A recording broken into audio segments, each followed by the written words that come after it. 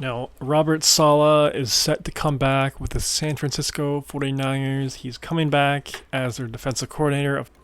It's his second time with the 49ers after being the DC from 2017 to 2020.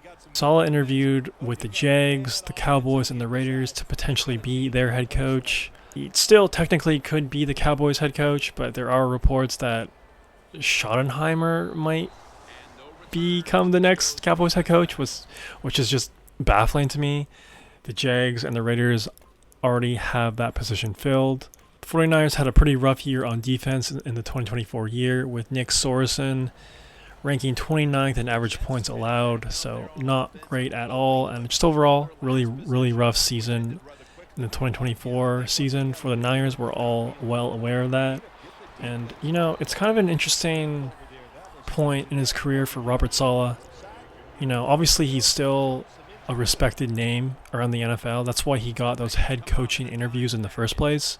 If he wasn't an intelligent guy, or if he wasn't respected, or if people thought he was a bum, he wouldn't be getting those interviews to be the Raiders head coach, the Cowboys head coach, the Jags head coach. So whether or not you think he did a good job with the Jets as their head coach, he's still really respected as a defensive-minded guy.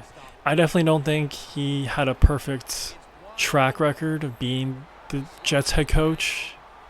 For sure, I feel like he definitely lost the locker room a few times, especially with the whole Zach Wilson side of things, but he seems like a pretty likable guy.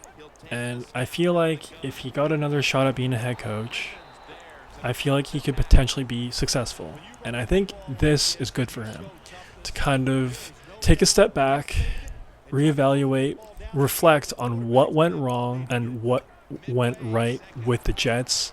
And again, to work with a guy like Kyle Shanahan and the Niners organization, pretty successful franchise the last 40 years, more or less.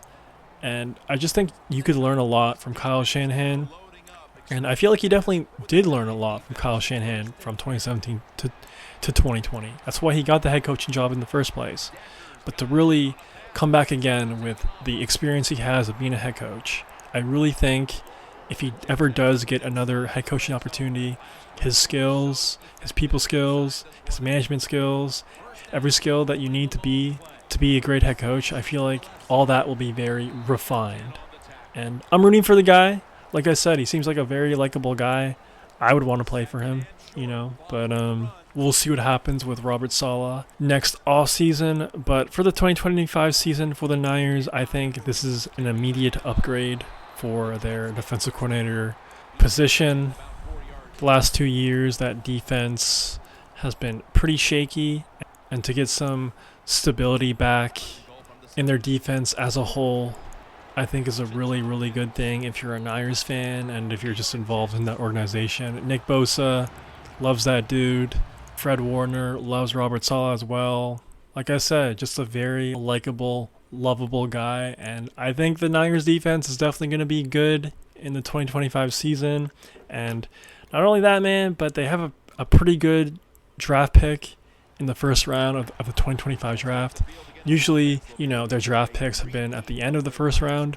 So they really need to hit on this 2025 draft. They really need to hit on their first 3 picks, especially if they do end up paying Brock Purdy, which, still haven't heard any news about that. I'm sure he'll probably get paid, once the season concludes. But once that deal gets done, you can't really add as many free agents as you'd like, so it just makes drafts that much more critical than they already are. But if you need a guy to really hit some home runs in the draft, you have a pretty good foundation to do that. John Lynch, I still think he's a great GM. A lot of people are kind of iffy on him. I know the 49ers fans are kind of spoiled to a certain extent, but I feel like every franchise would love to have John Lynch as their GM, and I know he hasn't been perfect. No one ever is, but still, I think he's a hell of a GM, and I think if you need to have a perfect 2025 draft, that's the guy to get the job done. So let me know if you like this move of Robert Saleh going back to the Niners, and do you think the Niners will be competitive in the 2025 season? And who do you want the 49ers to draft in the first round of the 2025 draft? Really curious to hear that as well.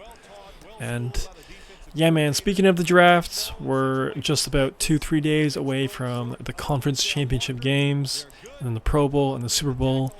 Really excited to see the offseason and especially the draft. I think it'll be a fun offseason. Hopefully some entertaining, wild stuff happens. It always does. It's the NFL. It's the king for a reason. There are no off days in the entertainment value of this league, so you gotta love it. But as far as the Niners coaching staff going forward, I've mentioned this in a previous video. I think the clock is definitely ticking for Kyle Shanahan. Maybe not so much John Lynch, but definitely Kyle Shanahan. Just because I've mentioned, this franchise is a pretty successful one, and missing the playoffs, not being competitive, that's not acceptable. The standard in San Francisco is quite high, and if Kyle Shanahan has another dud of a season in 2025, not to say that the 2024 season was all on him, but someone has to take the majority of the accountability on the result of a season, and I feel like that usually goes to the head coach or the quarterback. So if he has another bad season in 2025, I really think he could be out of here in the middle of the 2026 season or the 2027 season. I feel like they need to have a playoff berth this upcoming year, and I feel like they need to be competitive. Otherwise, I feel like Jed York will want to make a move, and so much of that success is all on Brock Purdy, and I've been a fan of Brock Purdy. I thought he played great in the Super Bowl.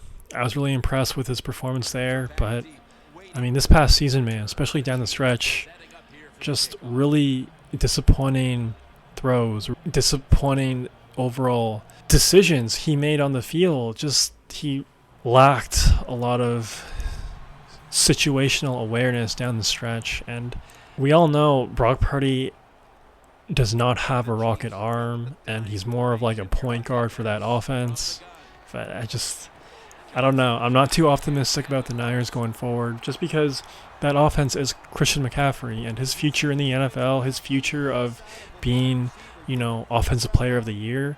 I don't know if he'll ever get back to that point. And Brock Purdy kind of needs Christian McCaffrey, and I don't know what's going to happen. I don't know what they're going to do.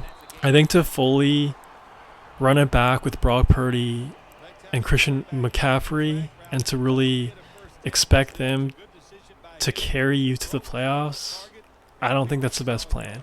I think they need to have at least some sort of contingency plan or something. I don't know what that is. I definitely don't envy John Lynch or Kyle Shanahan. A tough spot to be in. And they had their Super Bowl window, and this is what happens in sports.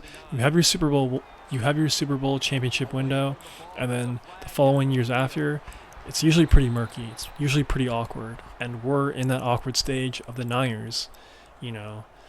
Aging stars and Deebo Samuel and Christian McCaffrey, Brock Purdy. Can they show up? I'm not sure. We'll find out. Let me know if you're optimistic about the Niners defense in the 2025 season. Do you think they'll make the playoffs next year? Let me know in the comments below. If you made this far, please subscribe and like the vid. It'd help out your boy a ton. That's all I got for right now. Peace.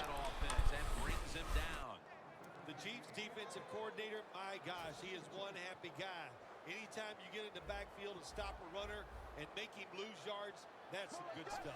The Chargers from the 37. And the catch is made by Woodhead.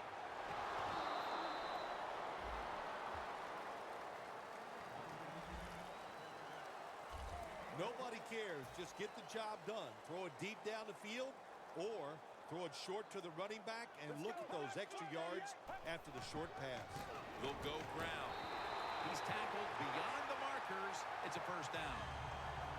Well, one of the hardest things to do, and I think in the NFL now, is third short is run the football and pick up yards. That time, nice job by the offensive line. They showed their power, and they picked up the first down. Locked in on the football and has hold of it with 2 hands. Nice job that time by the tight end. Makes the catch, and you got to look out for him now in the NFL. Remember, they're usually the closest receiver to the quarterback.